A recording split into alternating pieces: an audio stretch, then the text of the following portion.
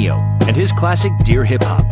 WWE-TV Toronto on November 4th, 2017 covered the 20-year celebration event of the song called Dear Hip Hop 20 years later. Like I said, 20 years in hip-hop is like 100 years in anything else. And we're here to celebrate the 20th anniversary of Dear Hip Hop.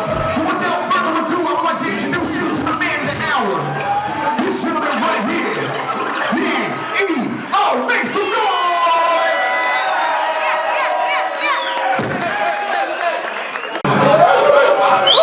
When that album dropped, I have to tell you the truth, man.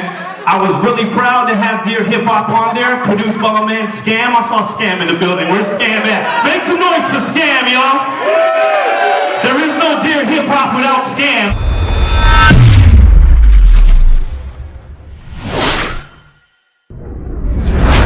Yes, so the man we have been anticipating and waiting for, Mr. Danny-O. How are you doing today? I'm good. What are you saying? In this cold, I'm doing good in this cold weather out here. Yeah, I'm glad we're in here. Yes. It's a fly spot. Yes, it is. Memories, and it's my first time here. Somehow it's nostalgic. I don't know. Yes. So, So first off, we Worldwide TV would like to send our condolences because you recently lost your father. Was he an inspiration or a motivator to you being an artist, or? yeah, in many ways, actually. You know, my father's from Spain. I wear this to honor him. Like, it's on me all the time. Ooh. This is a Spanish flag. It's look old and tattered now, but this is his wristband. He left Spain as a 22-year-old, and he played semi-pro soccer. I was thinking of, going all in, and he was encouraged to come to Canada and learn a trade and live a better lifestyle, better, living standard or whatever. This is like the 60s, so I guess back then Canada was a better spot than Spain in terms of, opportunity. Mm-hmm. Now, if I was him, I'd be like, damn, I'm going for the soccer thing, what Yeah. I mean? But I wouldn't have existed. Mm-hmm. Hadn't done that. So he came here, didn't even know the language, and he learned a trade, learned a language, got a job, got married, had kids. He did everything that he aspired to do. Mm-hmm. So in that way, he definitely inspired me because, I've just been in love with music my whole life, like since I was a little kid. So the go for it kind of attitude, Yeah. is something that I think I learned from him, and he was stubborn too. I'm very stubborn. I stick to what it is I want to do, and he was also a part of my music in some ways. He was featured in a song called Corrida de Toros, Spanish for bullfight. Mm-hmm. I only know that because of him. He was the announcer at the beginning of the song and the music video for those who know my history. He appeared in 2 of my music videos actually, and always supported what I did. So yeah, it's definitely a big loss for me, and I continue to be inspired by him and plan on tributing him in my future recordings. That's great. For sure. You're an inspiration to all. Your father, it's like he inspired you, and now you're inspiring everybody through your music. So we thank you for that. And we also thank your father, even though we haven't met him, but Yeah. from you speaking about him, he seems like he was a wonderful man. That's huge. I appreciate you saying that. I didn't know we were going to start off that way, but it is a big deal. It's still something I'm dealing with. Mm-hmm. Not easy at all, but I appreciate you saying all that you said, because there's no question he inspired me, and it's crazy to think that I inspire people, Mm-hmm. and I'm glad that I do, or that's being recognized. Mm-hmm. It's not just through my music. I've been doing like hip hop songwriting workshops now for about almost 12 years. Ooh. So I've worked with youth, Mm-hmm. and it's always inspiring to me to see that I've been able to give back to like younger cats who've come up in the game, and so many of them now are like doing their thing. Mm-hmm. And I'd like to, I take some pride in knowing that I had at least a little something to do with like getting them going. So, Yeah, that's good. I appreciate you acknowledging that. You're welcome. So which part of this Toronto are you from, for those who don't know about Danny-O? Scarborough. Yeah, Scarborough, the As east we all side. say proudly, yeah. Okay, so what type of artist are you? If I wanted to know, or if somebody else wanted to know, what kind of artist are you? It's funny that you should ask that question following up asking what part of Toronto I'm from, because I've always believed, like, as I told you, I've been into music my whole life. I started rhyming as a 10-year-old, and I've always believed that Scarborough kind of had this very authentic grassroots feel to lyricism. I grew up as a freestyler and a battler. I got I started my whole thing through winning a contest on Electric Circus. So I won my first rap battle on television. You know what I'm saying? Okay. And my mindset was always lyricism. I wanted to be the next Big Daddy Kane or Rakim and Cool G Rap. Like those rappers of the late 80s, early 90s with that type of lyrical ilk was who I aspired to be. So that's how I got into it, by winning battles and talent shows and competitions, things like that. And so I would put myself in that sort of lyricist category, with a focus on, just sharp, witty rhymes. I can tackle all kinds of topics, but the lyrical strength has always got to be there. So that's how I feel like I've managed my career in writing and recording. Boy, you brought it all the way back, all the way to Electric Circus. You Yeah. had me thinking about Master T and all that type of stuff. Like people who don't even know about Master T and stuff like You that. gotta know about Master T. Master, I'm glad you brought him up. He's someone who is also a huge inspiration. Is someone that I'm indebted to.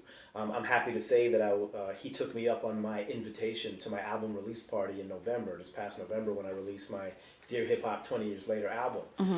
Master T, among many other legends, came out. But the reason that I needed him there is that, he was the dude I was watching on TV who was introducing me to all of these, not just hip hop acts, but like urban music artists from Canada and from the States as well. But like he was the face to, he's at least one of the faces to Canadian urban music on television.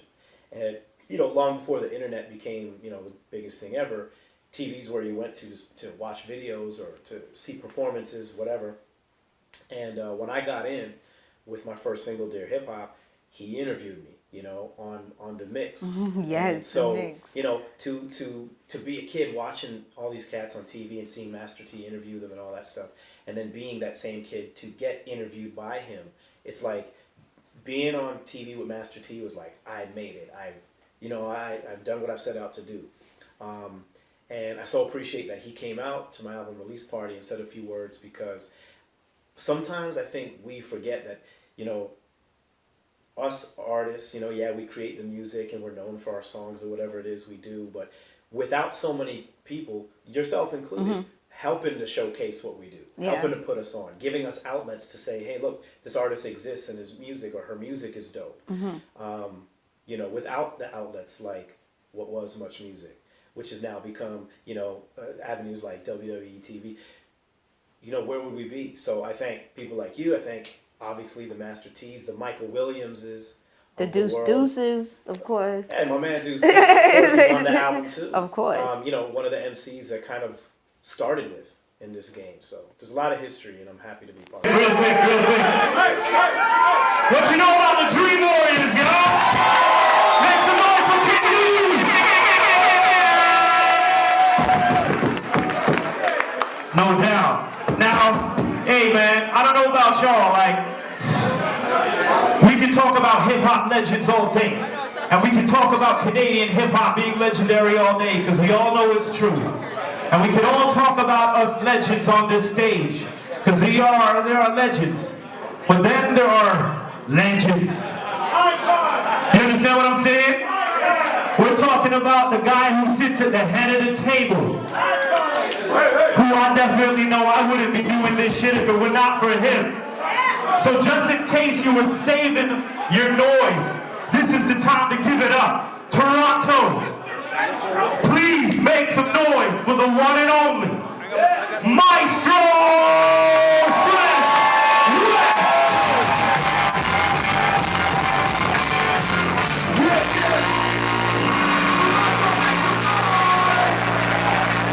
This is a throwdown, a showdown. Hell no, I can't slow down. It's on the go. First offense on the mix. Go on and So, like what you were talking about your release party, you recently had an anniversary event called Dear Hip Hop. Yeah. Can you tell us about the process behind that? Like, how did you come about doing? Yeah, well, my first official recorded release was Dear Hip Hop. It dropped in November of '96, and it was put out on Beat Factory's Rap Essentials Volume 1 album. It was a compilation of 12 hip-hop joints from Canada. People like The Rascal, Choclair, Cardinal Official, Ghetto Concept were all on that album. Yeah. Deuce, part of Concrete Mob, was on that album. So when my first single was released, it actually wasn't officially a single. It was a song on a compilation.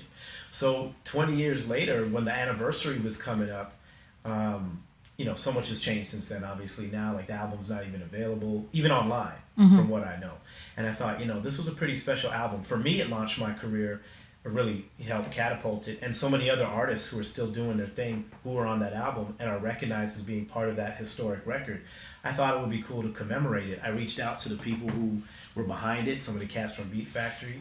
They hadn't really planned anything or even thought about the fact that an anniversary was coming. So I'm like, okay, I'm gonna do something. Because I had already put out my Dear Hip Hop album on vinyl through a label in France in 2014. A couple of years passed and I was encouraged to, you know, commemorate the 20-year mark. And I said, well, the album's out on vinyl. I'm gonna do a deluxe version, put some new records on there, and acknowledge the fact that I'm not the only cat who's been around 20 years. There's a lot of other dudes out there who've been doing it. So that's why you got Thrust, Maestro Fresh Wes, Mocha Only, my man Big Kish, Eternia, Deuce, Mathematic. All of them are on the album. Deuce and Mathematic were two artists from the Rap Essentials album. They're on a record on the album called Rap Essentials. The young people now that is spearheading hip-hop don't know where it came from. They know the American version, not the Canadian version.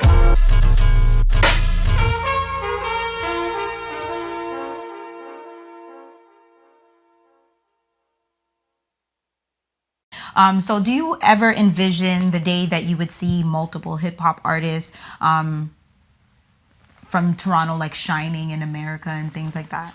You know, I think that day, if it's not already here, it's coming. You know, I'm pretty thankful to be able to say that, you know, there's you can count like more than one Canadian urban artist blowing up. You know, you have the Drakes and the Weekends of the world, but like Daniel Caesar, like there's the list continues to grow.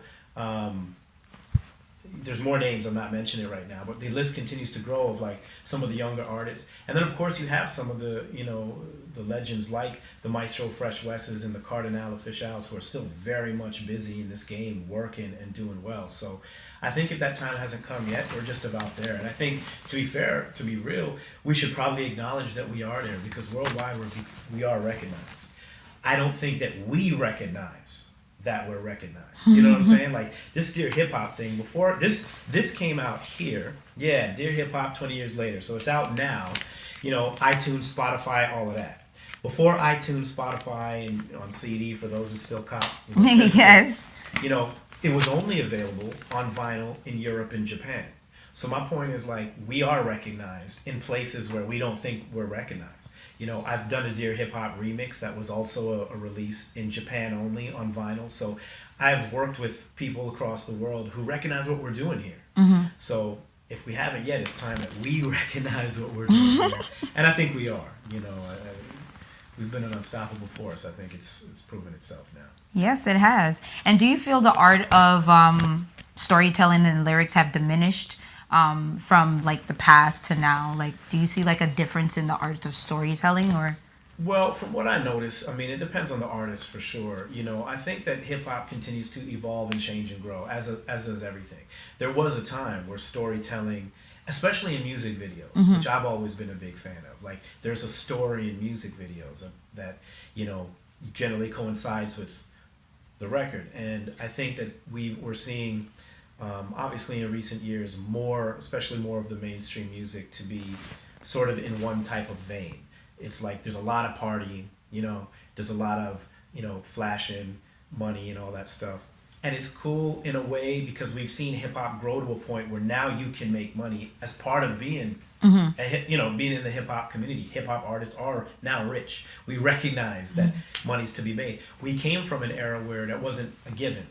You know, I didn't jump into hip hop going, man, I think I can make some money doing this. I just wanted to be the best rapper I could be. You know, I was 13 years old when I was on Electric Circus. So back then, I think we were in an era where storytelling, there was more emphasis on it because being the best was at the forefront of what a rapper wanted to do.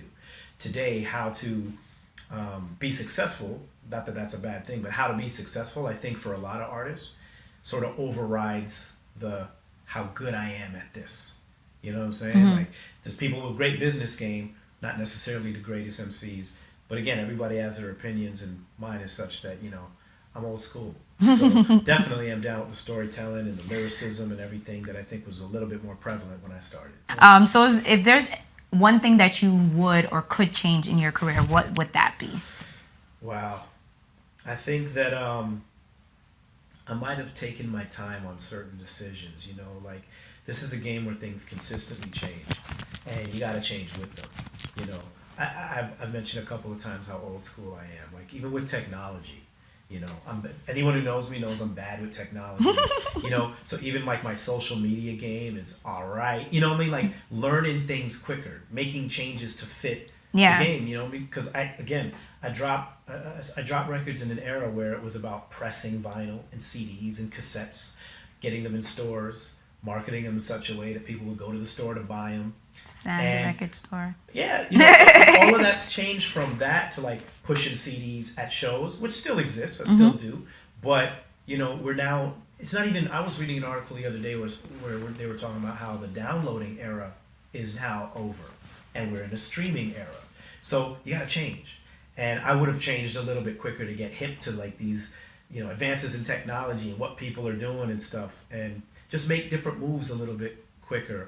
I might have stayed too long in certain pockets of what I was comfortable with, and then many times it fit me, like putting Dear Hip Hop out on vinyl fit the nature of the project. But it's expanding, my knowledge base of like how things have changed in the music game, because so much has changed. A lot. So yeah, there was a little bit of a hiatus for me after my second album came out in 2004. I never stopped doing what I was doing, but mentally I kind of took a break because the game was changing, and I could see that it was changing. But at the time, I was a little bit bitter. I didn't like how it was changing.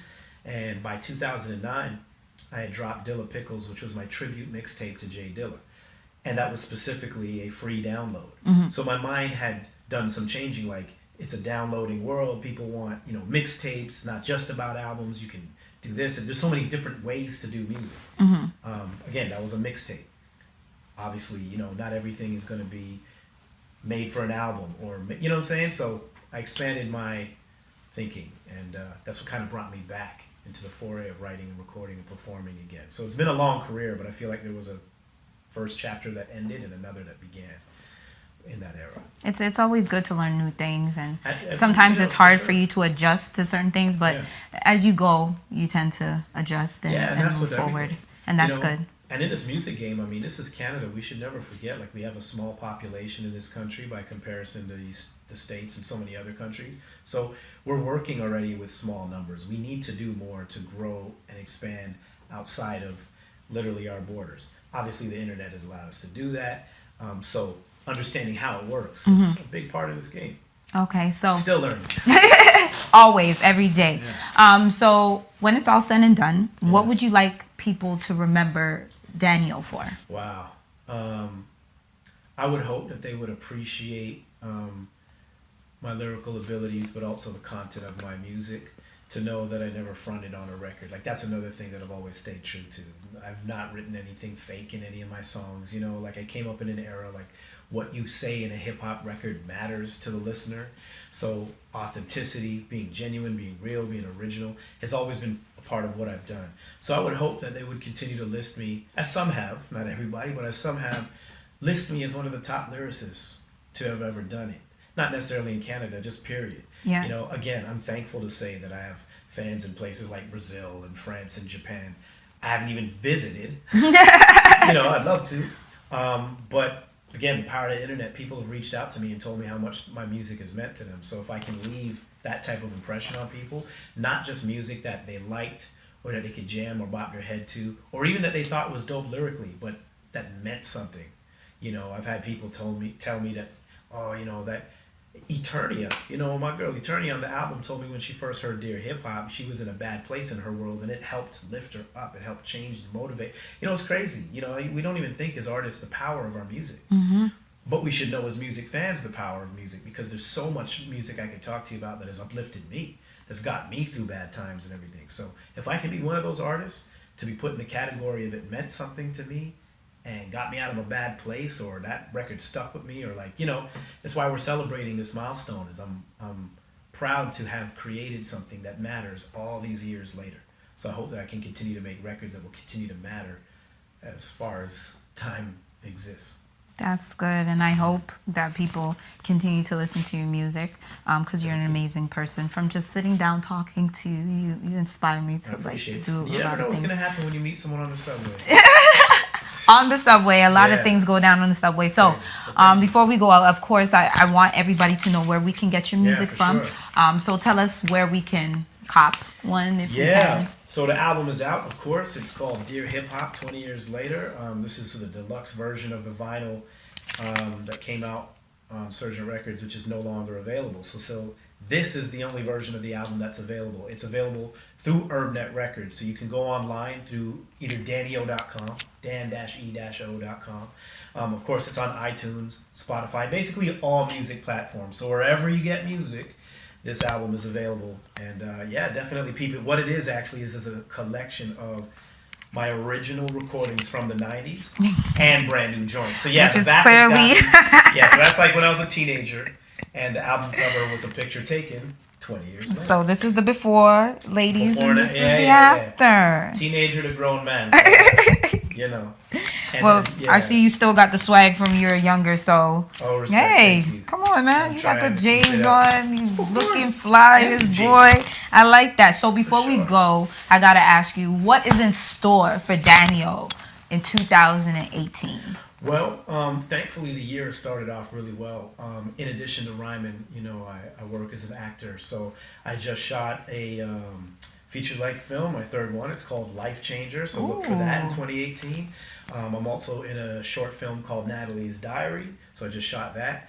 I've just shot a bunch of commercials as well, and I'm going to be shooting a TV show called Bizarre Murders, so a bunch of my acting work will be available to eyes and ears in 2018.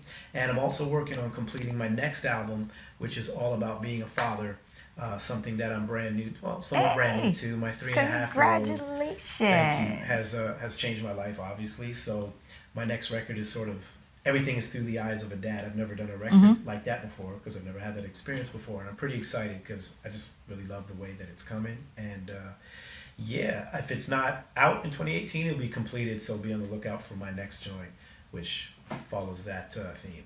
Yes, and we thank you so much. Once again, our condolences to you and your family. Thank you. I And appreciate the fact that you're still inspired to continue to do what you do is an amazing, and I know your father would be proud of you. And you're a great inspiration to your child as well, and to thank you. people like us. And the fact that you're giving back and you let us know about artists like Maestro Fresh and the Cardinal Official, that giving back is showing us in the hip hop industry that, hey, you know, before the Drakes and before the Tories and before the Weekends, these are the guys and people like Julie Blacks. Those are the people that paved the way for us. So I thank you so much for introducing that back to us, and I hope to hear from you more. You will, for sure. I appreciate you having me, and you know, let it be known to everybody out there, man. No matter your age, how long you've been doing it, how new you are to the game, I believe there's space here for all of us because we all have our own original styles and ways of doing things, and that's what makes Toronto and Canada great. You know, there's so much of us, so many of us doing different things, and we can all be part of it. You know, I was just reading something recently where people were saying, you know, is Toronto still the screw-face capital? i.e. the city where we all keep each other down. And I'm like, you know, never that, honestly. Like, this is why I build with so many. So holler at me, danio.com, and like, let's work. Yes, You know, it was let's continue to build. amazing. Thank Love you. you, man. We'll be back. Yes, thank you. Hey everyone watching Worldwide Entertainment TV. Let us know your thoughts below and hit that notification bell after subscribing. Visit www.etvn.com to check out this worldwide exclusive.